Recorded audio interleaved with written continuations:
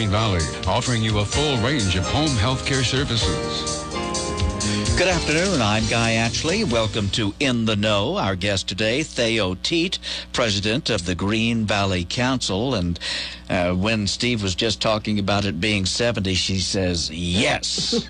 And you know that up in the Northeast today, they're going to have a wind chill factor tonight of minus 40. Which reminds me of where I grew up, Minnesota. Okay. So you are no stranger to those kind of temperatures. No, I'm not, and I'm glad I'm here. And we are glad you're here. First thing that we want to talk about is a couple of forums coming up. Well, on tomorrow at Desert Hills at 9 o'clock, and on Friday at 2 p.m. at West Center, we're having forums for Friends of the Park. As of December 21st, we have a real park, a big one, over 130 acres here in Green Valley. And the Friends of the Park will be working with Flood Control, which is the manager of the park, and with the Park Advisory Committee, which is a Green Valley Council committee, to assist in getting things for the park, finding out needs, addressing needs. Sometimes they'll do light work in the park. Those are the kinds of things that are happening. And they'll also raise funds for amenities in the park. So if you're interested in being a friend of our park, please go to these forums and hear what it's about. More importantly, this afternoon at 2 o'clock at West Center, we are having a hospital forum. And Kelly Adams, the CEO of Santa Cruz Valley Regional Hospital, will be there. He will be addressing to some degree, although probably not a lot, because when you're in litigation, your attorneys say don't say too much. The issues that have been in the paper about the hospital's finances. And also he'll talk a lot about what additions have been added to the hospital in the last few months and what things are coming up. Let's stay on the subject of the Santa Cruz Valley Regional Hospital. And for those who may not know, when was it built? I think it was built about 4 or 5 years ago. How long did it take for it to go into bankruptcy? Just a couple of years. And why? Well, it was underfunded to begin with. And it was also investors who really didn't have the savvy about what it takes to open a brand new hospital.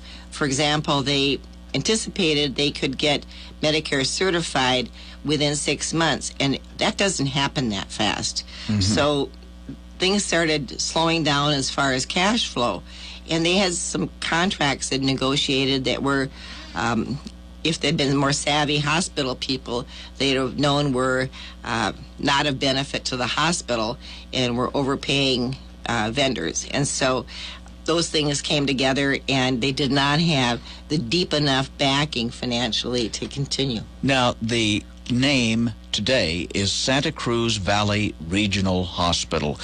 Accent on regional. Why is it so important for the Green Valley area to have a hospital? Well, first of all, we are a very high-need population when it comes to health care. Secondly, we are the only hospital between Tucson and Nogales. That's a long stretch. And so regionally, people from Tubac, going fairly deep down towards the south, can come to this hospital and get the care that they need, because Tucson's a long way for them, and oftentimes Nogales is a very full hospital. It's not a real big hospital. Now, let's also talk about another factor in this, is the possibility of Northwest Hospital building a branch in Sahuarita. And that seems to be what's going to happen. And one of the things is we could be competitors, which I'm not sure would be beneficial to either of the hospitals, or we could recognize that we serve different populations. The average age in Sahuarita is in the 30s, while the average age of people in Green Valley is in the 70s. We need a lot of things that deal with hearts, a lot of things that deal with orthopedics, because we fall, we break things, we need replacements. Right now, that hospital, the Santa Cruz Valley Regional Hospital, is addressing that very, very well. We don't have an obstetrical department because not too many people in Green Valley are having babies. But that's not true of Saul Rita. People up there are having babies. They're also going to have a different kind of need in the emergency room. They have so many young people. They're into sports. You're going to see a lot of sporting accidents and injuries versus what we see in our emergency room here. We could be complementary to each other if we don't get hostile to each other. Wow, that says a lot right there. So let's go back and remind people as far as this meeting today about the Santa Cruz Valley Regional Hospital. Where's it happening and when? It's happening at 2 o'clock today at the West Center. I'd get there a little bit early because we're expecting quite a crowd. Will there be an opportunity for people to get up and speak? People are going to be able to ask questions.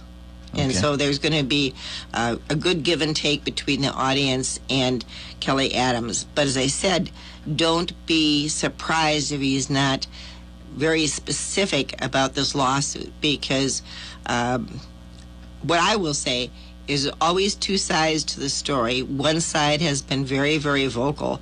As a former litigator, trial attorney myself, that signals to be something that says, these doctors may not have as strong a case as they think they do, because usually the side that seeks the greatest publicity, particularly right out of the box, is trying to force the other side to come to the table and bargain. And so far, that has not worked with the hospital. And some of the other things that have been written, I don't know how much veracity to give it, because they're anonymous people speaking to the paper, and my impression is that these are people who are not of the level in the financial area in the hospital to see the big picture. And the big picture is always what you have to look at to know if their finances are good or not. There was one thing you said before we came into the studio, and it was this: a hospital can have a cash flow issue and still be totally solvent. That's correct. I mean, it's like all of us. Let's take Joe, who was a captain in the Coast Guard. He didn't get paid, so he's going to have to choose what bills he pays now, and so he doesn't pay the bill, his payment on his daughter's bicycle. That company now has a cash flow problem because they didn't get Joe's payment. And the person in accounts payable is going, "Oh dear, we have a deadbeat here." Well, that isn't true. And the person in accounts payable, if their company doesn't get the money, then the payable doesn't have the money to pay their invoices, is going, "Oh no, we're sinking. And that isn't true either. What it is a hiccup. And oftentimes it depends on how fast, for hospitals, how fast the insurance companies are paying. And there's a lot of variables that make cash flow difficult at times for every single company. It's not the end of the world. We're talking with Thao Tiedt, the new president of the Green Valley Council. How long have you been the president now? Since Thursday. So let's talk about your goals and projects that you are really going to push. Well, these are actually the goals of the executive committee itself, not just me. And that is, we've heard from our HOAs that they would like us to reinstitute the President's Roundtable, or it used to be called the President's Circle, where presidents of various HOAs meet together to discuss mutual problems or problem solve together, or bring up new ideas, or bemoan what's happening in their HOA and get some sympathy from other HOA and maybe some tips from other HOA presidents. That's starting next month. What's the biggest issue as far as HOAs go? What do people complain about the most? Well, oftentimes you get new residents who have never lived in an HOA, and they don't understand that there are restrictions on what you can do with your private property. Oh. And, you can't put your full-size Elvis statue in your front yard. And they're going, why not? Freedom of speech, it's my property. Well, you kind of sign some of that away when you joined an HOA.